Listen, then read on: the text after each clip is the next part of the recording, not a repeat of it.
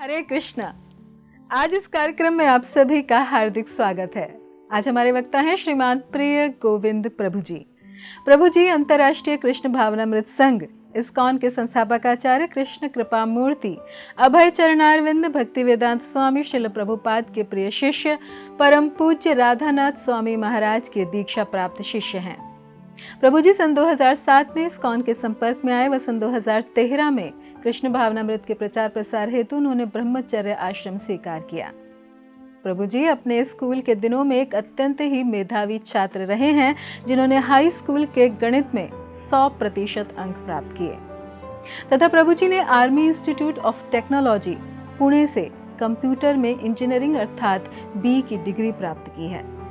उन्होंने एक एमएनसी में कार्य करने के दौरान IBM प्रोजेक्ट पर काम किया व गेट की परीक्षा में तो उन्होंने 98% अंक प्राप्त किए और तत्पश्चात उन्होंने बोइंग प्रोजेक्ट्स पर IIT कानपुर से RA करना चुना। इस्कॉन कानपुर मंदिर के उद्घाटन में प्रभु जी की अत्यंत ही महत्वपूर्ण भूमिका रही है। वर्तमान में वे इस्कॉन कानपुर मंदिर के सचिव हैं और कई विभिन्न सेवाओं में संलग्न हैं। प्रभु जी कई युवाओं को परामर्श और मार्गदर्शन देने के साथ ही IIT, HBTU, GCTI, MNIT तथा NIT जैसे विभिन्न प्रतिष्ठित कॉलेजों में कई प्रकार के सेमिनार भी देते हैं। हम सभी का अत्यंत ही सौभाग्य है कि इतने मेधावी व प्रतिभाशाली व्यक्तित्व आज हमारे साथ इस कार्यक्रम में हैं। तो आइए इस सुअवसर का लाभ उठाते हैं व श्रवण करते हैं श्रीमान प्रिय गोविंद प्रभु जी के मुखारविंद से। धन्यवाद। हरे कृष्णा। ओम अज्ञानतिमिरन्धस्य ज्ञानाञ्जनशलाकया चक्षुरुन्मीलितं येन तस्मै श्रीगुरुवे नमः। हरे कृष्णा। आप सभी का एक बार पुनः बहुत बहुत स्वागत है श्री कृष्ण भगवान की वृंदावन लीलाओं में। पिछले सत्र में हमने देखा कि किस प्रकार से कृष्ण भगवान के जन्म के उपरांत सभी व्रजवासियों ने बहुत ही धूमधाम से नंदोत्सव बनाया और फिर हमने सुना कि कैसे उस गोकुल महावन में भगवान ने अपनी अनेकों लीलाएं करी, जहां पे अपनी भगवत्ता को उन्होंने त्याग दिया या ढक लिया और सिर्फ अपनी माधुर्य को प्रकट किया। हम सुनते हैं कि किस प्रकार से श्री कृष्ण भगवान चलना सीख रहे थे। यशोदा माई की उंगली पकड़ के वो चलते थे और जब बीच में कभी यशोदा माई अपनी उंगली खींच लेती थी तो कृष्ण भगवान गिर जाते थे। अभी वही भगवान हैं जिनके इशारे से पूरा जगत चल रहा है। वही भगवान हैं जिन्होंने पूरी माया को शक्ति दे रखी है। माया भी उनके इशारे से चल रही है। देवी एषा गुणमयी मम माया दुरत्या माम एव ये प्रपद्यन्ते माया मेताम तरन्ति ते। भगवान बताते मेरी शरण लोगे तो माया के ऊपर विजय प्राप्त कर पाओगे, और ऐसे भगवान स्वयं चल नहीं पा रहे। हालांकि ये भगवान की लीलाएं हैं और ऐसी अनेकों लीलाएं भगवान ने व्रज में किया, गोकुल में किया। ऐसा वर्णन आता है कि एक बार कृष्ण गोपियों के बीच में बैठे थे और उन्होंने चंद्रमा को देखा और कृष्ण को लगा कि ये एक बहुत ही विशेष प्रकार का माखन है, इसको तो खाना ही है। तो वहां पे वो सारी गोपियों से बोलने लगे मेरे को ये माखन लाके दो, माखन लाके दो। गोपियां सोची अरे चंद्रमा को कौन लाके देगा। तो उन्होंने यशोदा माई को बताया। यशोदा माई ने कहा कि कृष्णा ये माखन तुम्हारे लिए नहीं है। तो कृष्ण बोलते क्या ये माखन नहीं है? क्यों? मैया ने बताया क्योंकि ये माखन नहीं है, ये एक राजहंस है। कृष्ण बोले राजहंस वो क्या होता है? फिर मैया ने सोचा अभी क्या बताएंगे राजहंस क्या होता है। तो मैया ने बोला कि देखो ये एक चंद्रमा है लेकिन ये बहुत जहरीला है, इसको तुम खा नहीं सकते हो। तो कृष्ण बोले कहां से आया है ये पूरा चंद्रमा? इतना जहरीला कैसे हो गया? तो मैया ने बताया कि कैसे एक बार समुद्र मंथन हो रहा था दूध के सागर में, है ना, वहां से चंद्रमा उत्पन्न हुआ। कृष्ण बोले, अरे मैया, दूध का सागर था? तो ऐसा कितना बड़ा सागर था जिसके लिए इतनी सारी गाय लगी होंगी? कितनी गाय लगी थी उस सागर को दूध से भरने के लिए? यशोदा माई सोची क्या बताएं इसको। यशोदा माई, वो सब छोड़ो, वो कैलकुलेशन हमने नहीं किया है, लेकिन उसी से ये उत्पन्न हुआ था और वहां से हलाहल विष भी उत्पन्न हुआ था। तो विष तो शिवजी पी गए थे, लेकिन कृष्ण बोले, लेकिन मैया विष समुद्र से कैसे उत्पन्न हो गया? विष तो सांप वगैरह इन सब में होता है, सांप और बिच्छू में। मैया बोली, वही तो मैं बता रही हूं कि समुद्र से उत्पन्न हुआ था, शिवजी पी गए थे, लेकिन कुछ इधर उधर बूंदे गिर गई थी जिसको सांपों ने ले लिया और बिच्छुओं ने ले लिया, इसलिए उनके अंदर विष है। और कुछ बूंदे चंद्रमा के ऊपर भी चली गई थी, इसलिए तुम चंद्रमा को मत मांगो। समझ में आया? कृष्ण बोले, हाँ हाँ मैया, बहुत बहुत धन्यवाद, थैंक यू, आपने बचा लिया मेरे को, नहीं तो आज मैं विष ले लेता। तो इस प्रकार की बहुत ही अच्छी माधुर्य माधुर्य लीलाएं भगवान कर रहे थे व्रज में। परंतु दूसरी ओर वहां पे मथुरा में कंस, तब वो देवकी के 8वें पुत्र को वध करने जा रहा था, जो वासुदेव द्वारा उनको बदल लिया गया था योग माया के साथ। जैसे उसने वो पुत्री को उठाया, वो योग माया को, और फेंकने लगा पत्थर के ऊपर मारने के लिए, उसी समय उसके हाथ से वो पुत्री ऊपर चली गई और बोला कि कंस, तेरे को मारने वाला जो पुत्र है उसका जन्म हो चुका है। और ऐसे करके वो योग माया जो थी वो अंतर्ध्यान हो गई। तब कंस को पता चला, ऐसा लगने लगा कि निश्चित ही रूप से ये सब प्रकृति का नियम है, लिखा है, मैं इसमें कुछ नहीं कर सकता हूँ और मेरे को मारने का प्रयास नहीं करना चाहिए। और कंस ने वासुदेव और देवकी से क्षमा याचना मांगी कि मैंने आपके इतने सारे पुत्रों को मार दिया, उनके भी किस्मत में यही लिखा था मरना, कृपया करके मेरे को माफ कर दीजिए। और फिर कंस बैठ गया। परंतु उसने इतना अच्छा विचार आने के बाद एक चीज किया। वो क्या किया? वो किया कुसंग। जी हाँ, कुसंग किसके साथ? अपने बाकी मंत्रियों के साथ। कंस ने अगले दिन उनको बताया बाकी मंत्रियों को कि उसने ऐसा निर्णय किया है कि अब वो किसी को मारेगा नहीं, शांति से बैठ जाएगा, क्योंकि जो किस्मत में लिखा है वो होने ही वाला है। बाकी मंत्रियों ने बोला, आप कैसे ऐसा कर सकते हैं? अभी भी हमारे पास एक रास्ता है, जितने भी बालकों ने जन्म लिया है पूरे व्रज में पिछले 10 दिन में, हम सबका वध करा देंगे। और ऐसी कुसंगति से कंस का मन वापस बदल गया। देखिए, ये प्रभाव होता है हमारे जीवन में कुसंगति का। ऐसा बताते हैं इंग्लिश में कि किस प्रकार से I can tell you what your personality is by looking about your 5 friends. मैं बता सकता हूं आपका चरित्र क्या है, ये देखिए कि आपके 5 मित्र किस प्रकार से। और हम बोलते भी है ना कि जैसा संग वैसा रंग। तो अगर हमको सही में इस संसार में रहते हुए भगवान की भक्ति करनी है और इस संसार में रहना भी सीखना है, तो हमको उनसे सीखना पड़ेगा जो सही में ये संसार में रहना जान चुके हैं, और वो हैं भगवान के भक्त। जी हाँ, इसलिए भगवान के भक्तों का संग करना हमारे लिए बहुत महत्वपूर्ण है। परंतु अगर हम वैसा संग नहीं करेंगे और कुसंग करेंगे, तो हमारे हृदय में क्या आ जाएगा? वही द्वेष, वही एक दूसरे से तुलना करना, जो आजकल के भौतिक जगत में हम देखते हैं। और वैसे ही हुआ, कंस ने जैसे ही अपने कुमंत्रियों का संग किया, उसके अंदर वापस विचार आ गया कि हाँ, मेरे को मारना चाहिए। और फिर उसने क्या किया? सुखदेव गोस्वामी बताते हैं, कंसेना प्रहिता घोरा पूतना बाल घातिनी शिशुम सचार निघ्नन्ति पुरा ग्राम व्रजादिषु। कंस ने इतने सारे असुरों को अपने कब्जे में करके रखा था। हमने सुना था कि कैसे कंस ने अनेक अनेक असुरों के ऊपर विजय प्राप्त करी थी, और उसमें से उसने निर्धारित किया कि मैं एक असुर भेजूंगा कृष्ण का वध करने के लिए, और वो थी पूतना। पूतना के बारे में वर्णन आता है, कंसेना प्रहित घोरा पूतना बाल घातिनी। उसकी विशेषता क्या थी कि वो शिशुओं को मारने के लिए एक्सपर्ट थी। जैसे हम सुनते सीरियल किलर, वैसे वो एक्सपर्ट थी छोटे छोटे बच्चों का वध करने के लिए, और अनेक अनेक तरीके से उनको मारती थी। और एक बहुत ही जो उसका प्रसिद्ध कार्य था मारने का, वो कैसे करती थी? अपने स्तनों के ऊपर हलाहल जहर लगा के। उस स्तन से तब वो स्तनपान कराती थी किसी भी बालक को, वो बालक को वहीं पे मार देती थी। और ये पूतना के पास अनेकों अनेकों शक्तियाँ थी। वहाँ पे बताते सुखदेव गोस्वामी कि ये खेचड़ी थी, खेचड़ी मतलब खिचड़ी नहीं, खेचड़ी करके चुड़ैल थी जिसके पास ऐसी शक्ति थी कि वो हवा में उड़ सकती थी। जी हाँ, हवा में उड़ सकती थी। और ऐसे पूतना को कंस ने बुलाया और बुलाने के बाद आदेश दिया कि जाओ व्रज में और जितने भी बालक वहां पे पैदा हुए हैं पिछले 10 दिन में सबको मार डालो। जब ऐसा सुना परीक्षित महाराज भी डर गए वो पूतना का विवरण सुन के, और उन्होंने भी सुखदेव गोस्वामी के सामने ऐसा प्रश्न चिन्ह वाला चेहरा बनाया कि अरे अभी क्या होगा। तो सुखदेव गोस्वामी ने कहा कि परीक्षित महाराज आपको घबराने की जरूरत नहीं है, क्योंकि वो स्थान जहां पे कृष्ण के नाम या लीलाओं का वर्णन होता है वो स्थान में कभी अशुभ हो ही नहीं सकता है। तो भला व्रज में कृष्ण को कैसे अशुभ हो सकता है जहां पे कृष्ण स्वयं मौजूद है।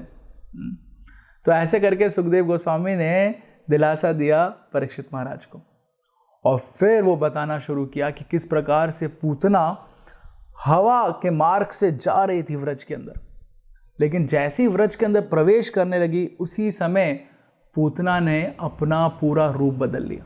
उसके पास ये भी शक्ति थी कि वो इच्छा के अनुसार रूप ले सकती थी। और हम देखते हैं कि ये सिद्धियां प्राप्त करना ज़्यादा मुश्किल नहीं है। आजकल तो हमारे सिनेमा में ऐसा हो जाता है कि किस प्रकार से हम ड्रामा करते हैं, कुछ करते हैं तो मेकअप करके अपना रूप बदल देते हैं। तो वैसे ही इन राक्षसों के पास ऐसी शक्ति थी कि वो अपना रूप बदल सकती थी।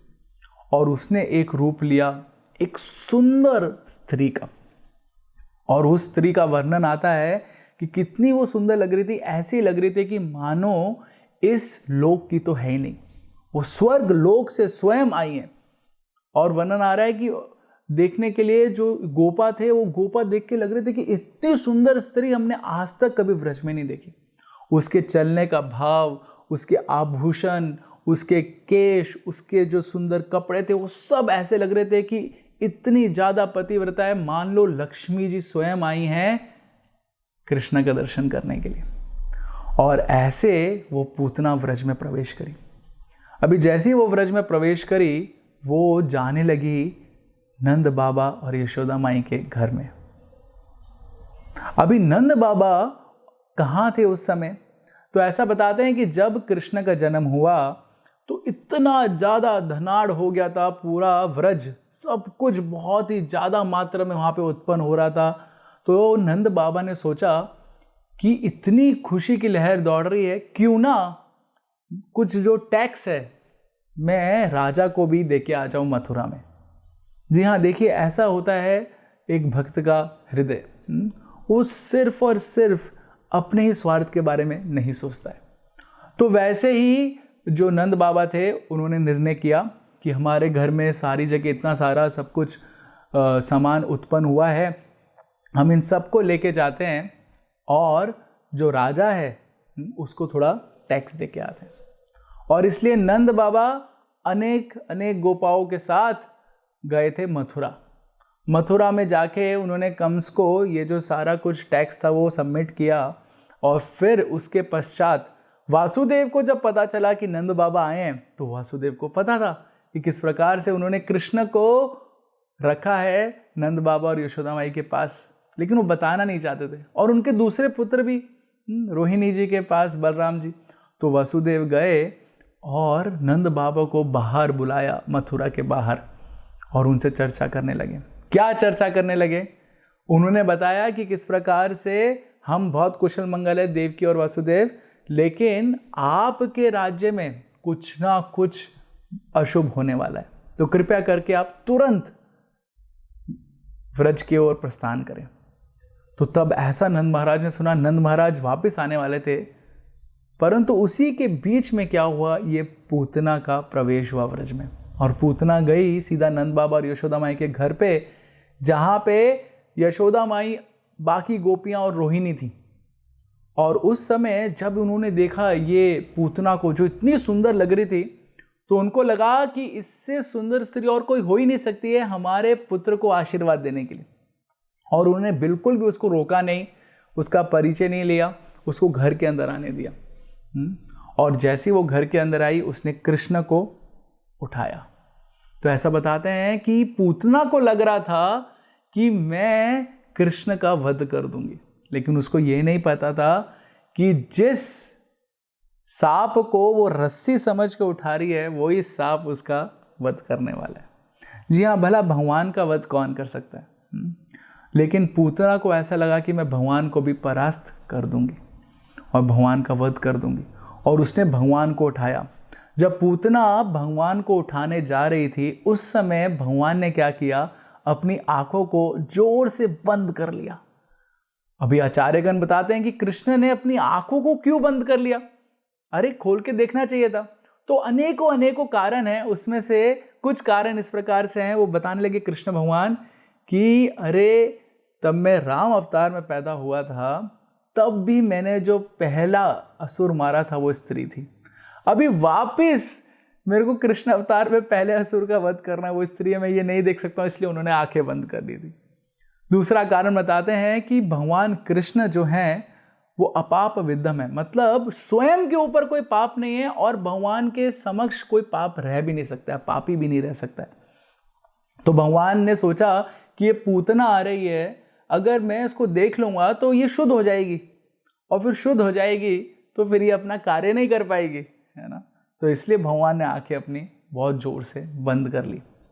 और तीसरा कारण ऐसा भी बताते हैं कि कृष्ण भगवान सोचने लगे कि मैं ऐसी पापी स्त्री को नहीं देखना चाहता हूँ जो मेरे को दूध पिलाने के लिए आई है। मैं चाहता हूँ कि मेरे को दूध कौन पिलाए, सिर्फ और सिर्फ मेरी मैया जो मेरे से बहुत प्रेम करती है, लेकिन ये पूतना मेरे को दूध पिलाने के लिए, तो इसको मैं देखना नहीं चाहता हूँ। और इसलिए भगवान ने अपनी आंखें बहुत जोर से बंद कर ली। तो उसके बाद पूतना जब भगवान को उसने उठाया और भगवान को अपने स्तनों से लगाया, तो ऐसा बताते हैं कि कैसे उस स्तनों में हलाहल विष पूतना रख के आई थी। परंतु भगवान तो क्या है, भगवान तो सारे विषों को सर्वनाश करने वाले हैं। भगवान के सामने कोई थोड़ा ना टिक सकता है। तो भगवान ने क्या किया, सर्वप्रथम वो सारा का सारा जो विष था वो उसका गायब कर दिया पूतना का, उसको पी गए। और उसके बाद पूतना का जो दूध था वो भी पी गए, और उसके साथ साथ जो पूतना का जो जीवन शक्ति, आधार शक्ति देने वाली प्राण वायु है वो भी पूतना की पी गए। अभी जैसे ही कृष्ण वो प्राण वायु को खींचने लगे, पीने लगे, पूतना से सहन नहीं किया गया। और पूतना ने जो सुंदर स्त्री का रूप लिया था वो रूप ज्यादा समय तक टिका नहीं, और पूतना ने तुरंत अपना रूप बदला और अपने ओरिजिनल रूप में आ गई। ओरिजिनल रूप कैसा था? तो बताते हैं भागवतम में कि वो 12 मील ऊंची थी पूतना, और ऐसी बड़ी राक्षसी लग रही थी। 12 मील बहुत होता है। आपकी जानकारी के लिए बता दें कि आजकल जब फ्लाइट वगैरह उड़ती है, प्लेन वगैरह, वो सिर्फ 6, 7, 8 मील तक ही उड़ते हैं बस। पूतना 12 माइल ऊंची थी। समझ लीजिए कितनी भयंकर होगी वो राक्षसी। और सारे जो गोपियां थी वहां पे वो बहुत डर गई। है, हमने तो सोचा था कि ये लक्ष्मी जी आई है, परंतु ये एक राक्षसी निकली, कैसे अभी हमारे कृष्ण का हम सुरक्षा करेंगे। और इस विचार से ही वो बेहोश हो गई, गिर गई।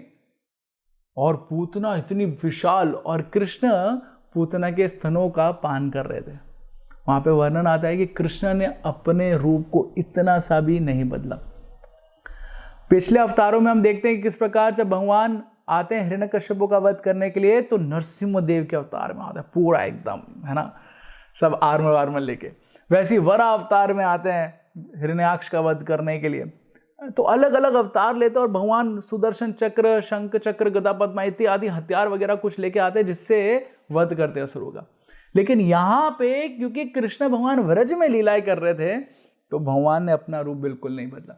भगवान सिर्फ अपने छोटों से होठों से पूतना का स्तन पान करते रहे, और वो स्तन पान करते करते उसकी प्राण वायु को भी पीते गए।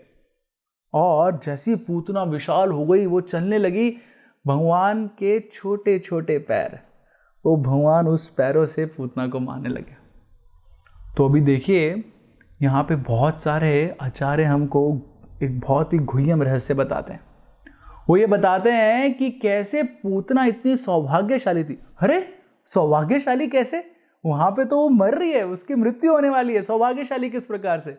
तो बताते हैं कि कैसे भगवान के वो चरण कमल जिसके ऊपर योगी ध्यान लगा रहा है, और इतना ज्यादा ध्यान लगाने के बाद बहुत ही सारे जन्मों जन्मांतर के बाद उस योगी को वो भगवान के चरण कमल प्राप्त होते हैं।